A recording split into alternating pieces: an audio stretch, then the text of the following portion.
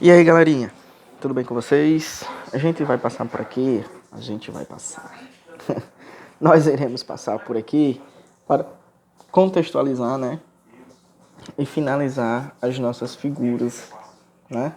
Que é muito cobrada no Enem. Vamos tratar agora, como eu disse na aula anterior, que o vídeo ficou muito longo, né? Quase 30 minutos de aula, etc e tal. Nós vamos tratar de figuras sintáticas. Elipse, zeuga, polissíndeto, assíndeto, inversão, o epístrofe, hipérbato, silepse, pleonasmo. Vige como as pessoas amam esse pleonasmo, meu Deus. Anacoluto, anáfora, epístrofe. Vamos à primeira. Lembrando que esse slide já está disponível naquele anterior, mas por precaução vou disponibilizar de novo. Pessoal, elipse consiste em você suprir algum elemento, tá? Certo? Vocês podem ver aí nos exemplos, à direita da estrada, o sol, à esquerda, chuva.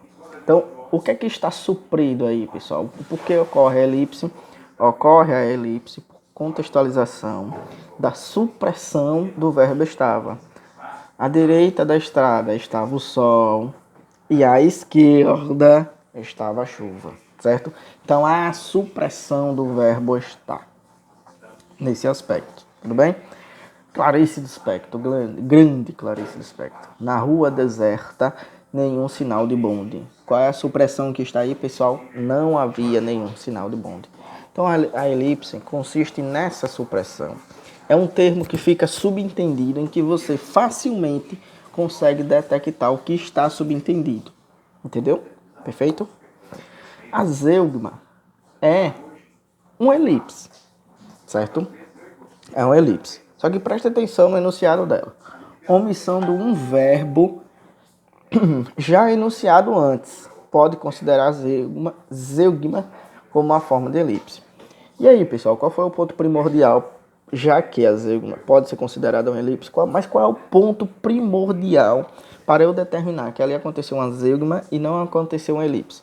Na elipse, você consegue determinar o termo facilmente e ele não foi ainda transgredido na frase. Ele não foi inserido na frase, certo? A supressão dele não é uma supressão em que a gente diz, olha, aquele verbo que está no contexto anterior era para estar aqui também, então ele foi não foi colocado aqui, entendeu? Presta atenção. Ele prefere um passeio pela praia, eu cinema. O que foi elíptico aí, podemos se dizer assim, né? O que foi que não foi colocado aí? O verbo prefiro.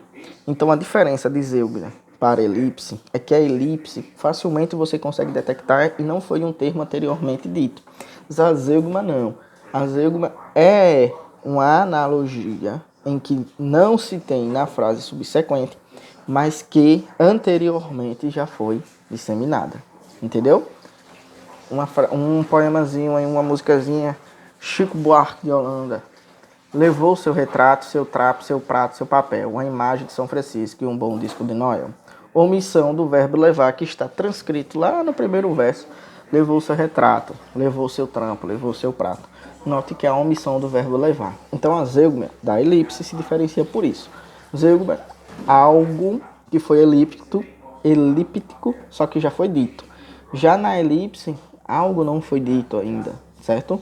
A palavra em que ela é suprida, ela não foi dita ainda. O que ocorre é que você consegue determinar facilmente o que não foi inserido ali. Tudo bem, pessoal? Tranquilo?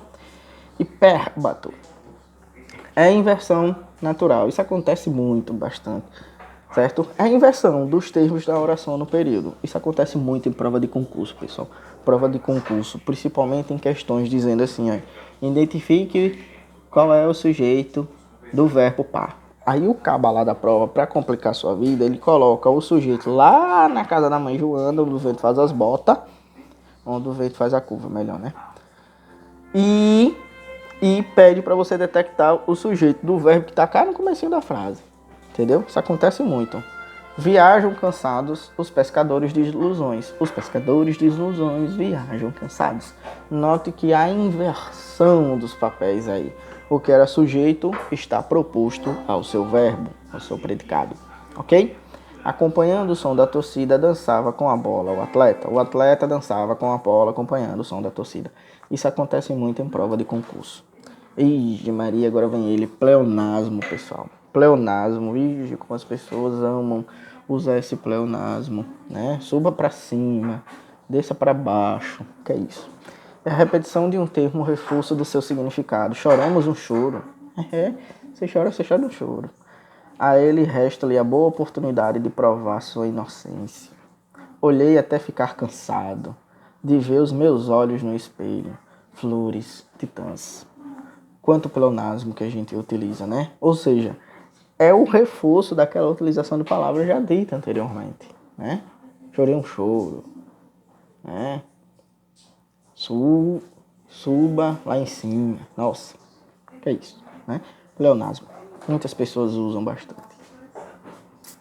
Vamos partindo. E aí uma chavezinha bem interessante, ó. Enfermeira, eu estou com uma dor que dói muito. Que legal. Você está com pleonasmo, a enfermeira fala. E ele preocupado. Isso é grave, enfermeira? Note que é essa analogia, né? Aí, só para poder a gente descontrair um pouco. Assíndeto.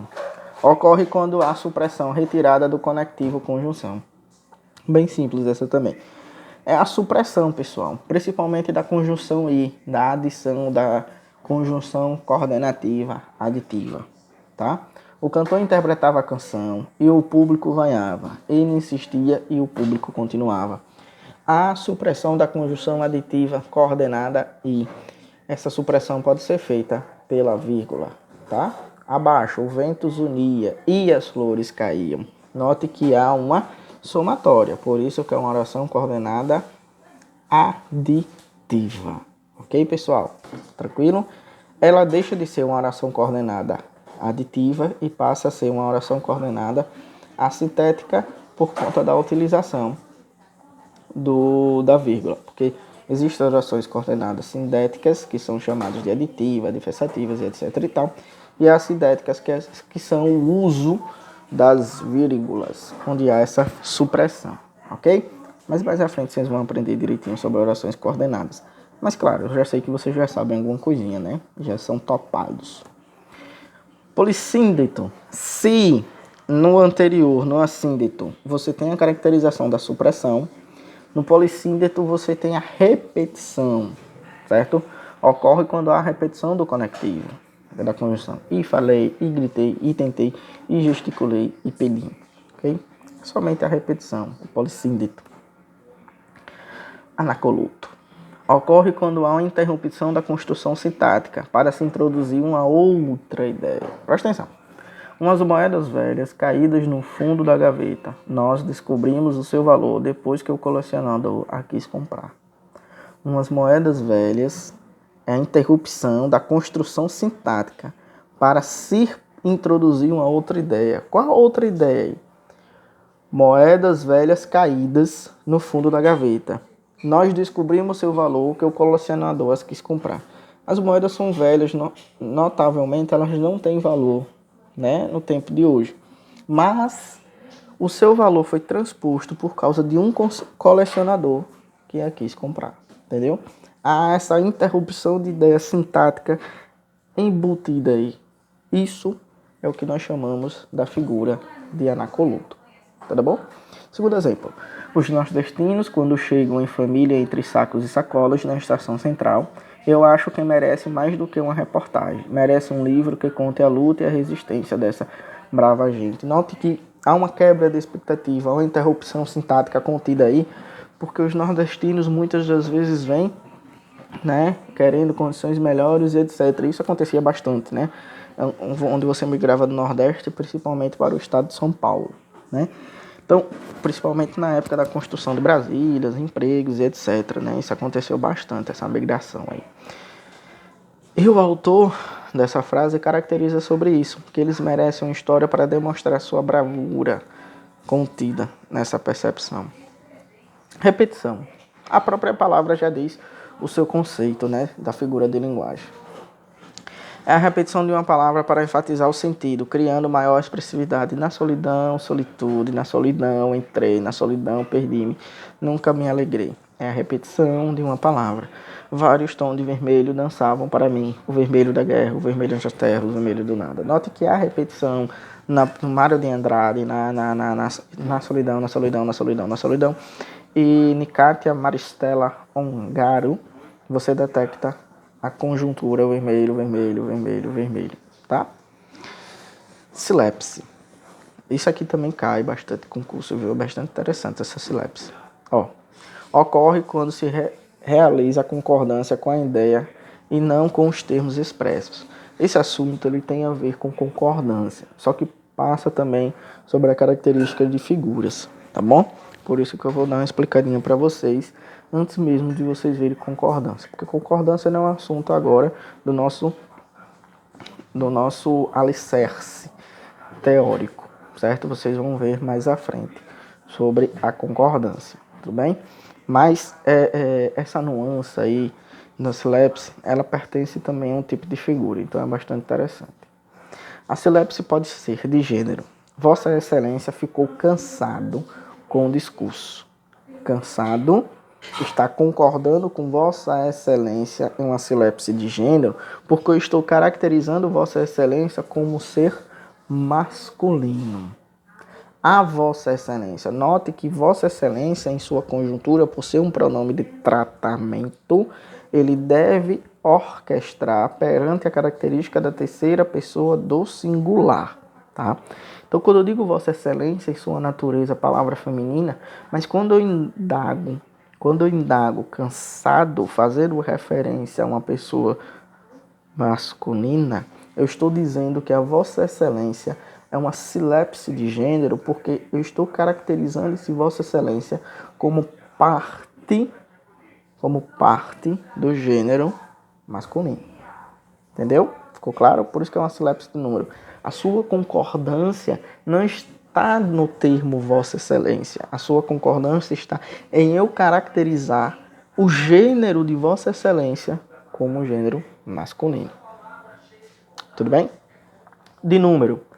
A família do réu procurou o advogado e queriam saber se ele poderia ficar em liberdade durante o processo. Pessoal, a família está em uma concordância simples, em um sujeito simples. Necessariamente, pelo que nós conhecemos como concordância verbal, né, caracterizamos como a concordância de sujeito simples, verbo fica também no singular. O que não ocorre nessa conjuntura aí, por isso é chamada de silepse de número, porque família dá uma caracterização de mais de um ser, certo? Então, a família é mais de um ser, não representa um único ser. Mas note que o sujeito é simples. O sujeito tem um núcleo só, ok? Mas o seu verbo está concordando com a silepse de número, porque família designa não somente uma pessoa, e sim um conjunto de pessoas, né? A sala queriam que ele saísse. Professor, por que não queria? Aí eu estou fazendo uma silepse de número, porque eu estou concordando com sala e não sala, que não esse espaço que não tem característica, né, de, vamos dizer assim, de agir, de praticar uma ação. Mas eu estou dizendo sala das pessoas que ali estão, certo? E fazem essa nuance de caracterizá-la, né, daquelas pessoas em que elas estão naquela localidade. Eu fiz um pleonasmo agora, mas tudo bem. Entenderam? Então, quando eu falo sala, não é o espaço em que elas estão, são as pessoas que ali estão. Eu estou fazendo nuance a essas pessoas, ok? Então, por isso é chamado de silepse de número, certo? É uma figura de linguagem e que tem a ver também com o assunto concordância verbal. De pessoa, os brasileiros somos muitos crédulos. O termo antecedente está no plural, certo?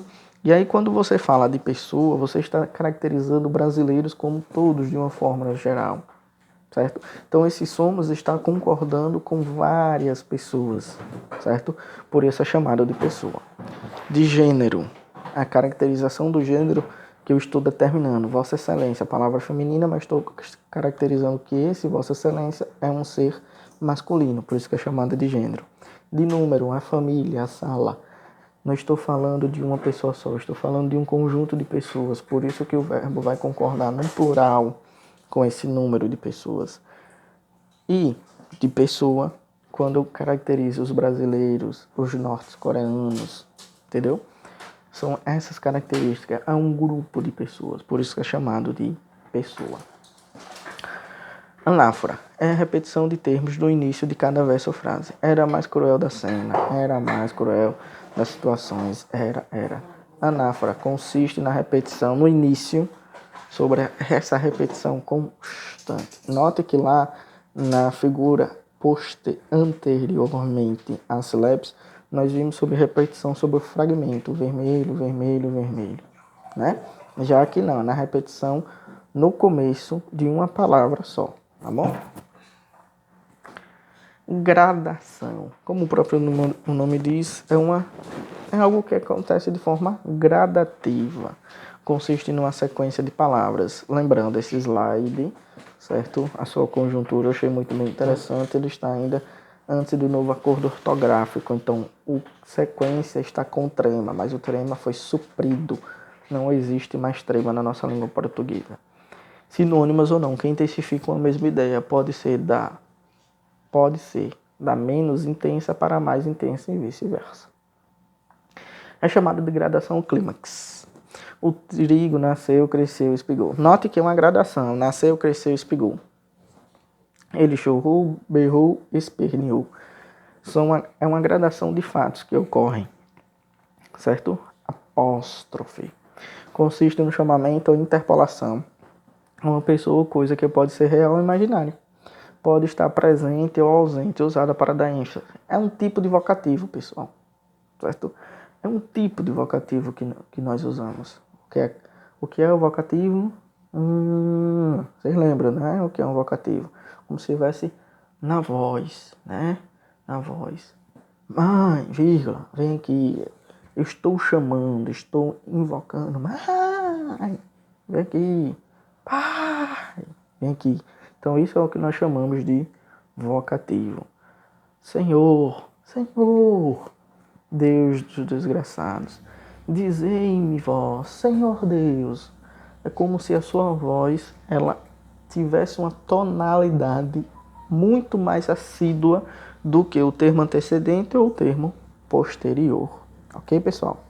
Pessoal, assim nós terminamos, né, sobre as figuras de linguagem com 2 aulinhas, né, um pouco extensas, mas que eu espero que tenha ficado claro e que qualquer coisa eu estou online para saná-las todas as dúvidas. Novamente irei publicar esse slide que achei muito interessante para que vocês tirem suas dúvidas posteriormente.